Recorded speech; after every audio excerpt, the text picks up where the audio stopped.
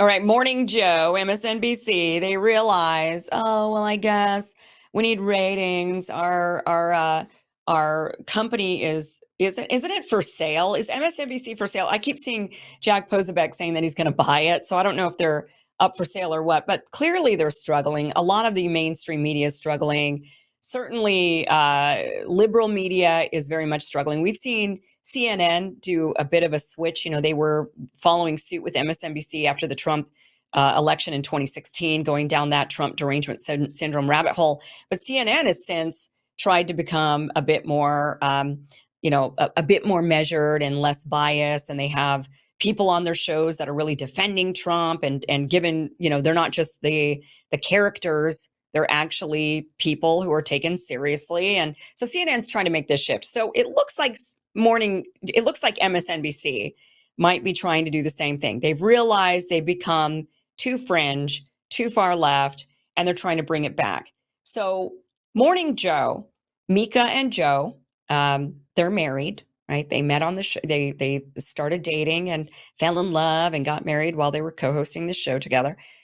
They have decided to not only cover the Trump the Trump presidency with maybe less hate and disdain and claiming that Trump's a Nazi, and that's what they were just doing a couple of weeks ago, saying Trump's a giant Nazi, Trump's a big old Nazi. But now they've decided to actually cover him maybe more fairly, maybe still with some scrutiny. But not only that, they decided to go and have breakfast with the guy at Mar-a-Lago. Watch this. Over the past week, Joe and I have heard from so many people, from political leaders to regular citizens, deeply dismayed by several of President-elect Trump's cabinet selections, and they are scared. Last Thursday, we expressed our own concerns on this broadcast and even said we would appreciate the opportunity to speak with the president-elect himself. On Friday, we were given the opportunity to do just that. Joe and I went to Mar-a-Lago to meet personally with President-elect Trump. It was the first time we have seen him in 7 years.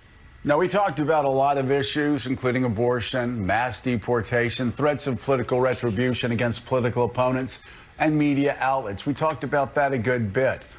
And it's going to come as no surprise to anybody who watches this show, has watched it over the past year or over the past decade, that we didn't see eye to eye on a lot of issues, and we told him so.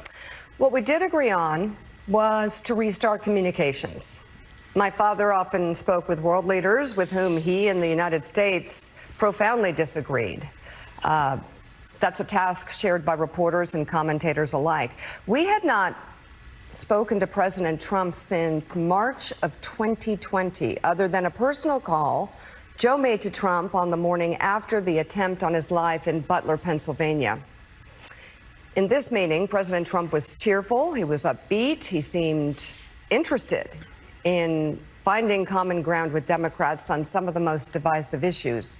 And for those asking why we would go speak to the president-elect during such fraught times, especially between us, I guess I would ask back, why wouldn't we? 5 years of political warfare has deeply divided Washington and the country. We have been as clear as we know how in expressing our deep concerns about President Trump's actions and words in the coarsening of public debate. But for nearly 80 million Americans, election denialism, public trials, and January 6th were not as important as the issues that moved them to send Donald Trump back to the White House with their vote. Joe and I realize it's time to do something different, and that starts with not only talking about Donald Trump, but also talking with him. Yeah, because the American voters voted the guy in again, and all of your gaslighting, calling him Hitler and saying that all of these Americans were a bunch of racists when he had record number Hispanics, record number Blacks, record number Asians, record number women voting for him, yet he's this sexist, misogynist, bigoted, bully, racist. Yeah, you realize that maybe you were the crazy one. You were wrong. And your ratings have tanked. People have abandoned you. Voters have abandoned your side. And now you're realizing, oops, maybe we made a mistake and maybe we actually need to start talking to the president. What's interesting is when they said, he seemed cheerful, upbeat, and willing to work with people. Right. Meanwhile, what have Democrats done? They've just smeared people, said that they were racist, bigots, and Hitler, Nazis, and calling them all of these names, calling us all of these names, having complete disdain for the American voters and cutting us off, not even allowing us the process of voting on the Democratic side. And they all said that they were doing this in the name of democracy, that they were protecting us. And really all they were doing was just living in complete and total hysteria. It worked for MSNBC. You got to give it to them. They had massive ratings from 2016 to 2020, massive ratings. And then their ratings went down from 2020 to now. And now they're scrambling. They're trying to figure out what can we do. And they realize that the toxic rhetoric that people bought in 2016 to 2020, they clearly didn't buy. They're not going to buy it anymore. People now instead voted for Trump. So they've worn on it. They realized we got through those first 4 years and it turned out the guy wasn't actually Hitler after all. In fact, who got us into more wars? And we've seen more death under Joe Biden than we ever did under Donald Trump. So, which one is the bad guy? Is it Donald Trump or is it Joe Biden? Yeah, maybe Donald Trump. He's got a mean Twitter finger, right? He's got like Twitter rage. But Joe Biden, he smiles and eats ice cream, but massacres massacres hundreds of thousands of people through Ukraine and Palestine, or supports it anyway, if we're going to be accurate. Here's The View. The View had a complete meltdown over this. Sunny Hostin just couldn't believe that they would actually sit down and have breakfast with Donald Trump for 90 minutes. Watch this. Look, the bottom line is that America needs a free press that is willing to speak truth to power right now, more than ever. And I think that we have to be very clear-eyed when we think about the president-elect and cover the president-elect. And I don't think you need to sit down for 90 minutes at Mar-a-Lago and kiss his ring to be able to speak truth and to be able to cover a story. So maybe they're not journalists in the true sense. Maybe they're saying that they're opinion journalists. But we have to remember that Trump is the guy who ushered in the era of fake news. He is the guy who ushered in alternative facts. He is the guy who attacked 3 Black female journalists. He's the guy that revoked Jim Acosta's press credentials for asking him a question. And so I think that this president-elect, I hate to say it, would like nothing more than to have only Fox News cover him, would like nothing more than a state-sponsored media. And I don't think he can be trusted in the way that other presidents can be trusted. This is an aberration. Look, we've got to speak truth to power. So don't go and actually speak to the power. I mean, this is what she's trying to tell us. We got to speak truth to power, but when the person who's going to be president of the United States, the most powerful position in the world, invites you to breakfast, don't go and speak truth to them. Ignore them. That's how you speak truth to power. You don't talk to the power. I mean, this is the derangement of Sunny Hostin. Then she goes on to say, well, okay, maybe they're not journalists. They're opinion programming. No, an actual journalist would go and sit down with the president. That's what a journalist would do. A real journalist would actually cover all people that they agree with and disagree with. That's what a journalist is. But Sunny Hostin has it so backwards. Look at how backwards she has it. She thinks that the journalists would boycott sitting down with Donald Trump, and that the reason why Mika and Joe went and had breakfast with him was because they're not actual journalists. They're just opinion programming. This is how far gone we are as a society, that somebody doesn't even know what a journalist's job actually is. They think a journalist's job is to be an activist, and that is not journalism. Activist journalism is not true journalism. You can have an opinion as a journalist, for sure. You could cover things, have an opinion, but your job is still to cover everything, not just spew your opinion and not even cover it, not even ignore it, not even ask questions. a journalist asks the questions, sits down and actually asks the questions. But Sonny Austin thinks that, no, that's not what a journalist does. A journalist would just completely boycott and never ask a single question. And then she goes on to say, I mean, this is how, again, just the brain rot on the left with Trump derangement syndrome. This is really eaten at their brains. She goes on to say, he would love nothing more but to only be covered by Fox News. As she's talking about MSNBC being welcomed to have breakfast with Trump and have him being cheerful and joyful and willing to listen. And yet, in her brain, he only wants to be covered by Fox News, yet he invited MSNBC over. I mean, you just can't make up the stupidity. You really just can't. Well, I mean, it's The View. What can you expect? The View is just filled with stupidity. Now, if you, but this is the sentiment that a lot of liberals are feeling, right? A lot of liberals, I think a lot of them are coming around like what we're seeing with Mika and Joe. I'm not sure if they're getting this as talking points from the top, if this is something they genuinely feel. I mean, they certainly were definitely the impetus, one of the main drivers of Joe Biden being replaced after his debate.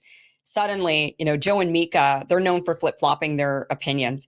And before they were saying, it's not true that Joe Biden is losing his mind. He's sharp as a whip and or sharp as a tack. Is it sharp as a tack? I always get my metaphors all mixed up. He's sharp as a tack. He's so great. There's nothing wrong. The right wing, they're just making stuff up. They're insane. And then, of course, they see the debate and suddenly they shift and they say, love Joe. He's been great, but it's time. If it were my own mother, Joe Scarborough says, if it was my own mother, I would sit her down and I would talk and I'd say, it's time. It's time to step aside. That's what you've got to do. So, they're known for this flip-flopping and backtracking when it's convenient for them, when it works for them, when it's maybe some sort of a political, because I do think that they are more activists than anything. But, they're changing. But a lot of liberals are certainly not changing. One thing I'm seeing, I want to share with you guys, is one thing I'm seeing on social media is people, we're getting to Thanksgiving. Thanksgiving is next week. And a lot of people are still just totally livid by anybody voting for Donald Trump, that they are not wanting to see any family members. They don't want any family members who voted for Donald Trump to attend Thanksgiving. Look at this. This is from Rick Taylor. He says, my aunt called asking about Thanksgiving plans. During the conversation, she mentioned she voted for Trump. I told her my home is not open to traitors and I would not go to theirs. I have no space in my life for those who could care less about the United States. She's upset. FAFO. What is FAFO? I don't know what that one is. I'm not cool enough to know all these acronyms, but it's not for what it's worth. What is it? What's FAFO? Do you know, Ben? I don't know. Anyway, is it like F off, F something? F around and find out. Okay. Yeah. This is why I have a young producer, right? So that could tell me what these acronyms mean. I mean, this is why people on the left are losing people. You've got Trump, Mika and Joe saying he was gracious, he was willing to listen to us. And then you've got the left saying, you're not welcome in my home. My own family is not welcome in my home over politics. Because what happened the first 4 years that Trump was president? I mean, what happened that was so awful to you that you really think it's an existential threat to have voted for Donald Trump? What happened from 2016 to 2020 that you just think was such a disaster that life ruining, that you just cannot even have Thanksgiving with your own family? Because I'll tell you, the life ruining happened. Democrats did that. That was what Democrats did. If there was anything that was life ruining, it was the COVID pandemic. And it wasn't the pandemic itself. It wasn't the virus itself, which people caught, all of us caught, and most of us survived, the vast majority of us. I do know there were some people who did succumb to their, pre-existing conditions because they unfortunately caught COVID. And it did expedite their untimely death, which it was already, coming up for some people, and maybe others, maybe it accelerated for others, or, I don't want to get into that aspect of it right now, but but but what they did do was they expedited, a lot of depression, job loss, home loss, loss of family. The sickest thing that still gets me to this day is that people died alone. That people died alone because they weren't allowed, family members weren't allowed into the facilities to hold their hand while they died. Whether they died of, people were dying every day of just things. People die every day. People die every day. And people were not allowed to hold their loved ones' hands, to sit with them. They weren't allowed to give them a hug at the end. I just, that to me, still, I'm livid over it. It's so completely, totally, completely disgusting. They took children out of schools. They forced them to wear masks. Now I fear we have a whole generation of sociopaths being raised because they can't read facial features and they don't know emotion. I mean, it was Democrats. They locked down, they forced the vaccine onto people, a vaccine that did not stop the spread, and they forced it.